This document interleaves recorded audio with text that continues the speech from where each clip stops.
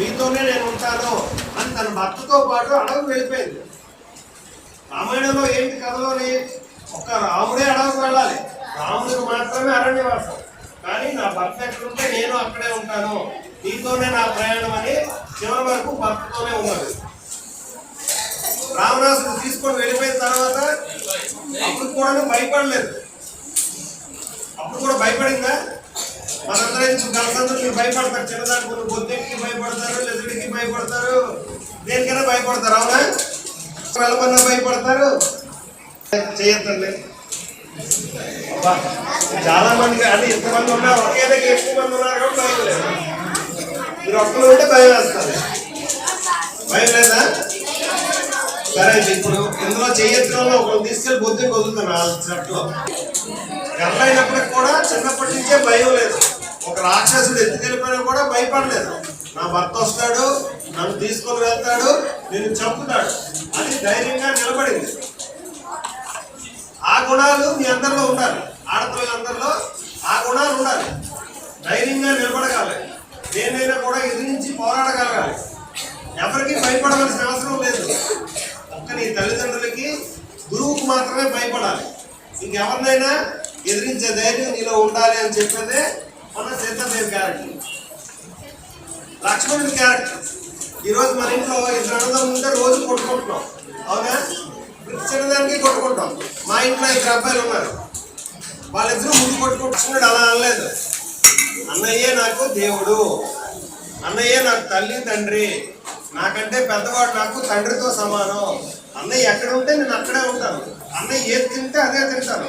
అన్నయ్య ఏ షర్ట్ వేసుకుంటే ఆ షర్ట్ వేసుకుంటాను, ఏ ప్యాంట్ వేసుకుంటే ఆ ప్యాంట్ వేసుకుంటాను.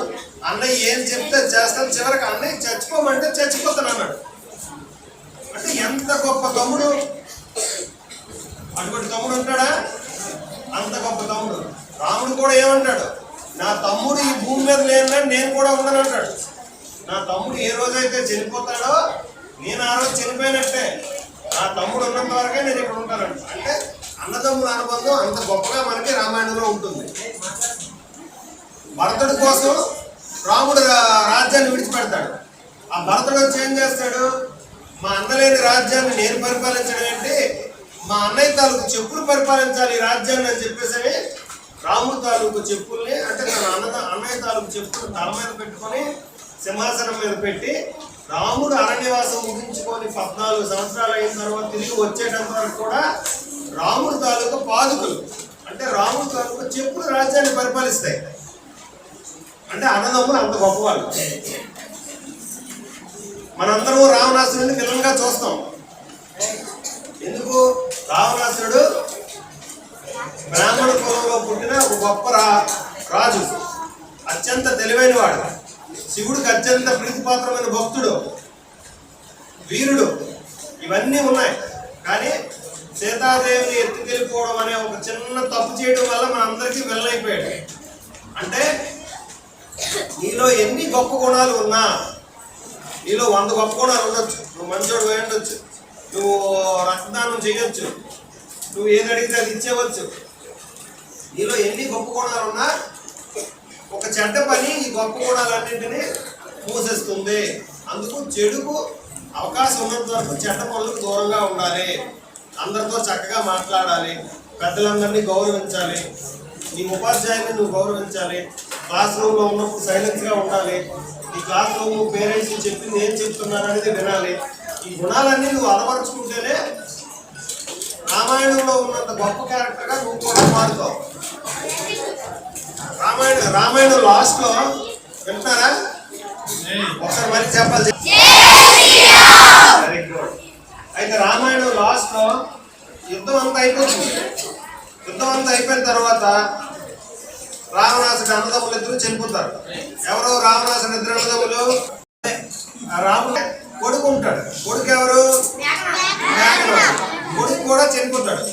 అందరూ చనిపోయిన తర్వాత రావణాసుడి భార్య వెళ్ళి రావణాసుడు విభీషణుడు వెళ్ళి రావణుడికి చెప్తారు, అన్నయ్య ఇంత జరిగింది, అన్నదమ్ములు చనిపోయారు, కొడుకులు చనిపోయారు, ఇప్పటికైనా యుద్ధాన్ని వదిలే సీతాదేవి తీసుకెళ్లి రాముడికి అప్పగించు, నీ రాజ్యం నీకు వదిలేస్తాడు. ఆయన చాలా మంచోడు, నీకు యుద్ధం వరకు ఆయన రాడు, ఎప్పటికైనా ఆయన కాళ్ళ మీద కూడా అంటాడు.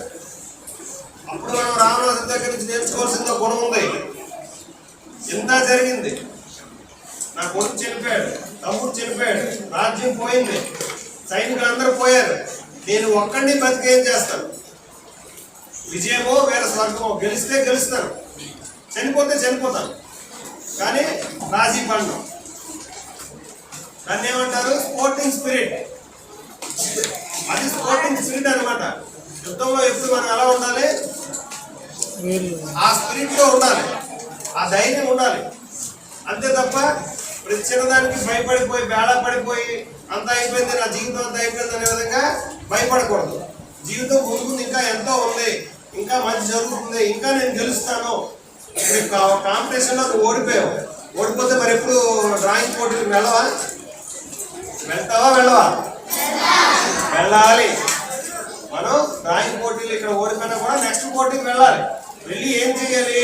ఈ పోటీలో నేను ఏం తప్పు చేశాను, నేను ఈ కలర్స్ బాగా వేయలేదా, లేకపోతే పెన్సిల్ లైనింగ్ బాగా చేయలేదా, ఎక్కడైనా షేడ్స్ వేయలేదా, ఏంటి నేను తప్పులు చేశాను అని నీకు నువ్వు రివ్యూ చేసుకోవాలి. అంటే నీకు నువ్వు తెలుసుకోవాలి.